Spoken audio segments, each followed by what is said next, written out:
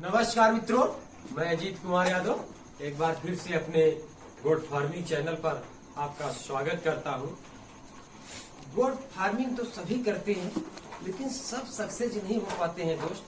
तो इसके पीछे कहीं ना कहीं कुछ कारण होता है, या तो फिर आपको आता नहीं है, सीखे नहीं है आप बकरी पालन करना, उनको क्या खिलाना है, कौन से समय में कौन सी चीज खिलाना है, कैसे वैक्सीनेशन करना है, कैसे बकरियों का रख रखाव करना है, कैसे बकरियों की डिलीवरी कराना है, कौन से मौसम में कौन सा हरा चारा देना है, कैसे दाना मिश्रण देना है, कैसे शेड बनाना है, कैसे फार्म की साफ सफाई करना है और कैसे हर चीज की व्यवस्था करना है।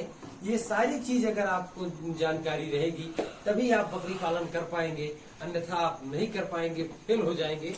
क्योंकि बकरी पालन में जितनी तेजी से लोग आ रहे हैं उससे कई गुना तेजी से फेल होकर बाहर जा रहे हैं, क्योंकि उनको करना नहीं आता है, उनको सीखे नहीं है, बगैर सीखे चालू कर दे रहे हैं, बोल रहे हैं बकरी है अभी ऐसे कर लेंगे। जैसे गांव में 2-4 लोग पाले हुए हैं तो उन पर मत जाइए, वो 2-4 रखे हुए हैं तो उनका चराई करा ले रहे हैं और उनका जो घर पर रखे हुए हैं वहाँ पर उतना दूषित नहीं है।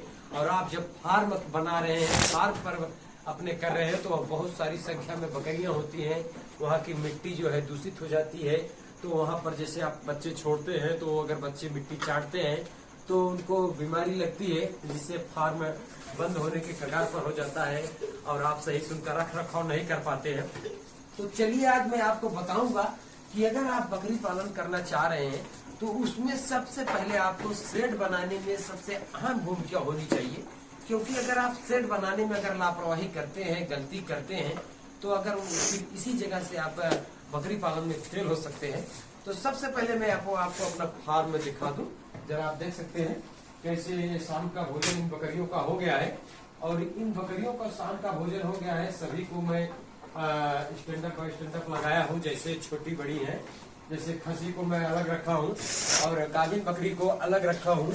2 से 2.5 से 3 महीने के जो बच्चे हैं, मेमने हैं, उनको अलग रखा हूँ और ब्रीडर को मैं बांध के रखा हूँ। जैसे आप देख सकते हैं इसमें मेरे पास छोटे से बड़े की संख्या में 80-85 की संख्या में बकरियां हैं।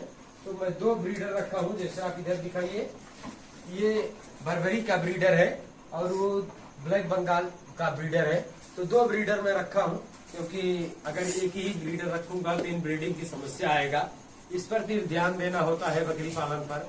अगर इन ब्रीडिंग पर अगर आप ध्यान नहीं देते हैं, इस पर मैं कभी भी वीडियो बनाकर डालूंगा, आपको थोड़ा सा एक क्लिप बता दे रहा हूँ।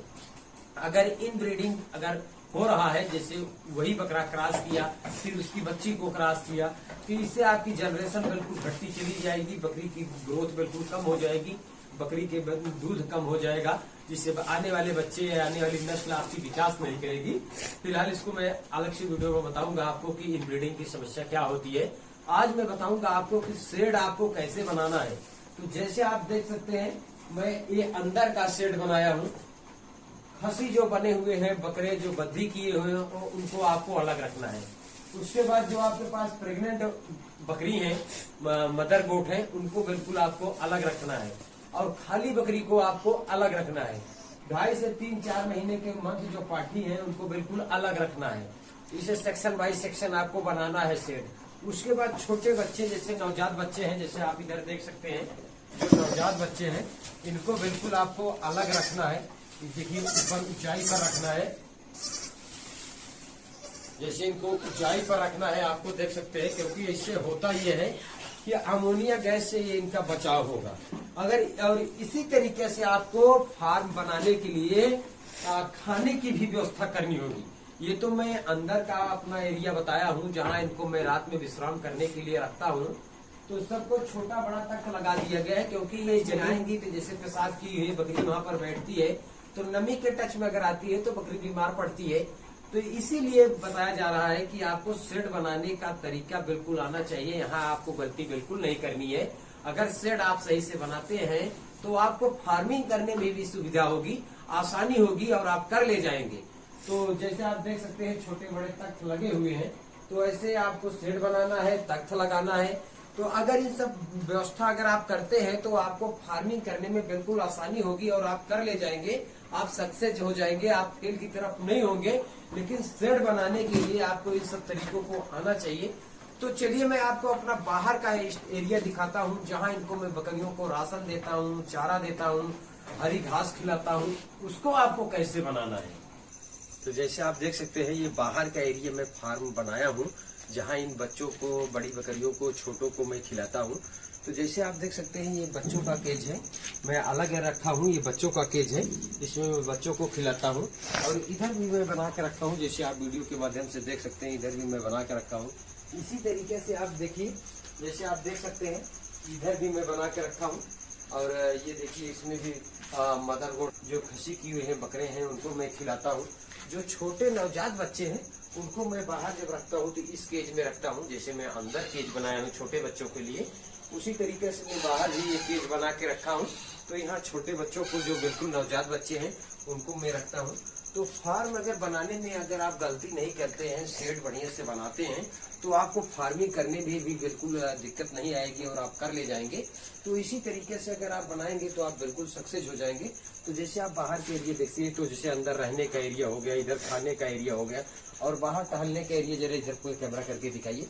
ये बाहर टहलने का एरिया है हमारा। यहाँ बकरियाँ टहलती है, रात है, थोड़ा लाइट का प्रॉब्लम है तो साफ दिखाई नहीं पड़ रहा होगा।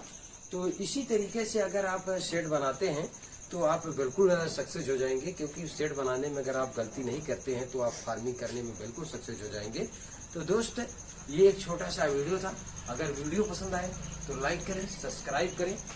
दोस्त, बस आज के लिए इतना ही। फिर मिलते हैं नेक्स्ट वीडियो में, तब तक के लिए नमस्कार, धन्यवाद।